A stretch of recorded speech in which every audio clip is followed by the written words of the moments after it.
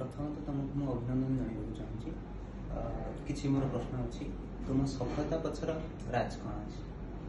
प्रथम तो सफलता पछर राज होती प्रथम बापा माँ को मोर बहुत सपोर्ट कर आम एक्सविता कोचिंग जो सब टीम सार मैंने अच्छा बहुत सपोर्ट कर सार मान नोट्स सार मान नोट्स भलसे फॉलो करी जहाँ डाउट आसला सब सार मान पचारि 8 ରୁ 10 घंटा परिश्रम करी।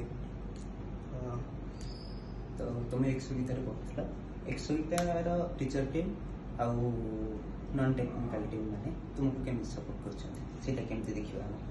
प्रथमतः एक्सवितार सब सार मान को धन्यवाद जनइबी सार मान मैथ रे Swapnesh sir Prashant sir physics रे Prakash sir Ranjan sir chemistry रे Ranjan sir Shubhkant sir Ankita ma'am IT रे सूर्य सर थे ओडिया रे सुधीर सर थे इंग्लिश रे मृत्युंजय पाड़ी सर सब सार मान धन्यवाद जन सार मान सपोर्ट और गाइडेंस आज 90% 92% रखिपारी।